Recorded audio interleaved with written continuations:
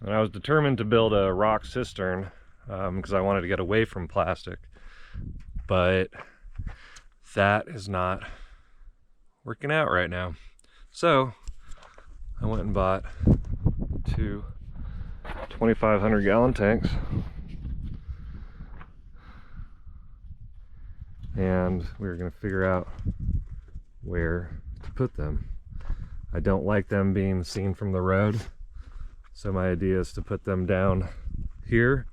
I would need a pump anyway to get the water out, so might as well be pumping it up to the campers if need be, but this is not going to be a long-term living situation anyway, so having water down here could be useful for gardening and livestock needs. So I'm thinking maybe right over here. Kind of like it gets pretty tall, the bluff right there, so that's probably at about 7 or 8 feet, and it's got a little slope here, so I'd need to definitely raise it up a little bit, but that's where I'm gonna put it. And there's still water in the creek, so we're gonna pump out enough water to fill that tank and be good for the winter on water needs, because I haven't had any rainwater catchment, and it's not going to rain again substantially for another, I'd say, I think 5 months, maybe 4 to 5 months. So I'm gonna need to get that water. I'm done hauling water. I'm not gonna do that ever again. So I need to pump that creek while I figure out my well situation. I already owned this 18-foot equipment hauler, so there's no cost in getting that trailer, but if you were to have to rent this, that would significantly increase the cost.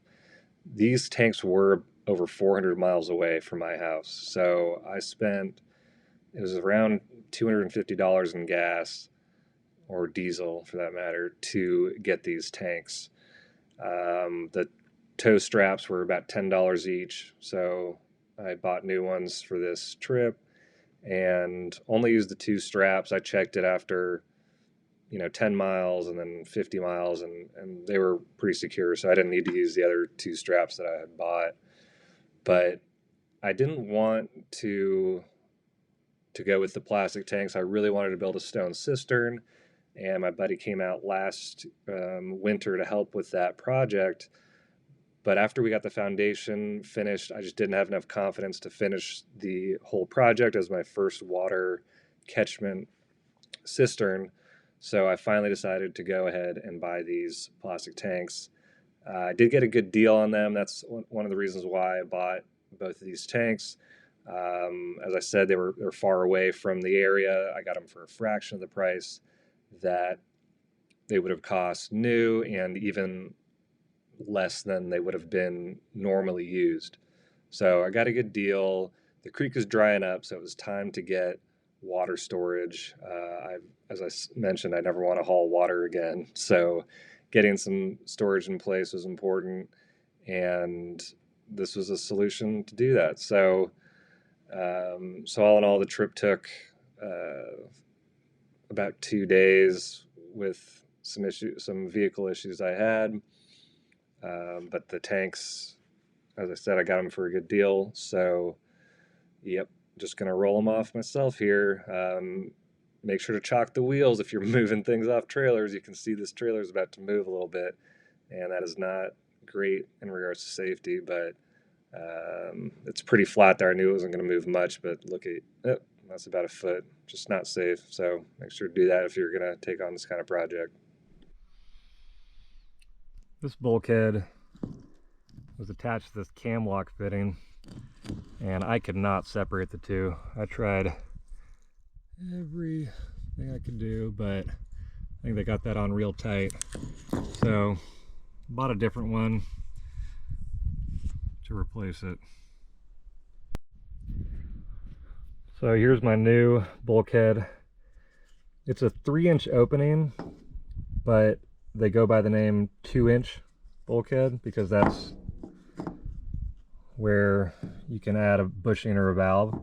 So this is a 2-inch ball valve, stainless steel, and that'll go in there once I wrap it with Teflon tape and install that. And so this has a little rubber gasket on the inside, so this will be on the inside, and then it has a hard plastic on the outside because the water will be sitting right up against here.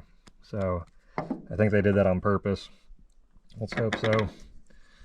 But made in the USA. That's pretty cool. We don't have much made here anymore.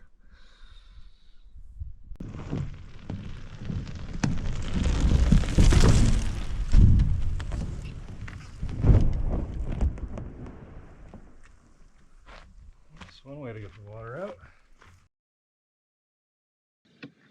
I used to think it was cliche that couples would go and homestead together. So I tried to do it alone about 10 years ago. I had a duck farm out in North Carolina, free range duck farm called Duck Daddy Ranch. And it barely lasted a year because, you know, honestly, doing this stuff alone just isn't that much fun. I mean, don't get me wrong, I love my property, I love homesteading, and I love being out there, but there's definitely a lack of joy and assistance when you're doing it alone.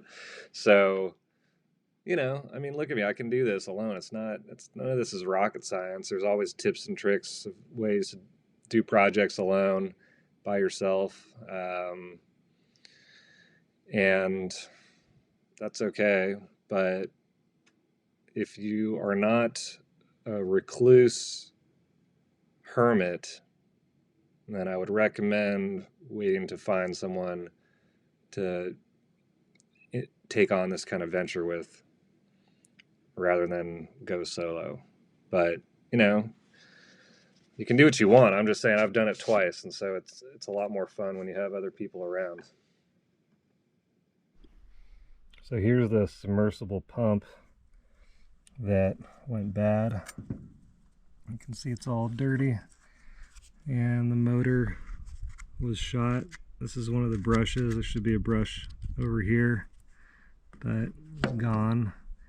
And I believe that this is submersible, right? So it's sitting in the water, it's sucking the water through here, or rather being pushed with the motor. But the motor sits down here, right?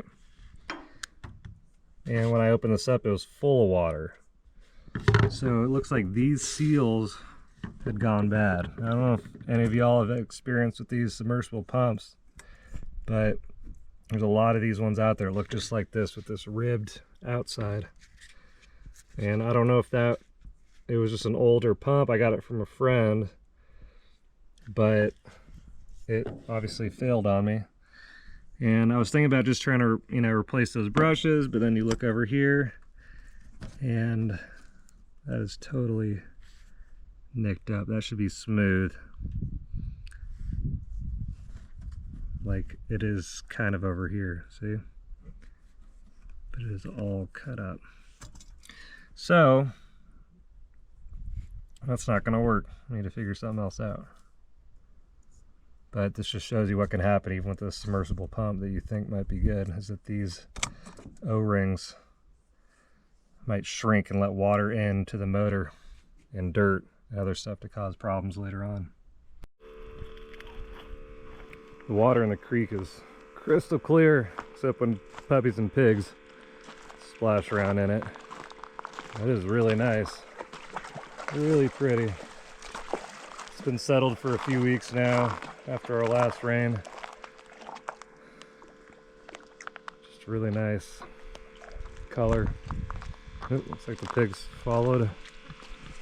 It's down here. So we have our pump going off a solar panel over here, and it's about 1,000 feet from here to the campsite. So we're running pretty far, but there's not much lift, so all we're really dealing with is the resistance in the pipe. but you can see here it's just one of those little 12-volt RV pumps. It's working hard, but it's just sucking up from the creek right here. That's it. This is the intake pipe.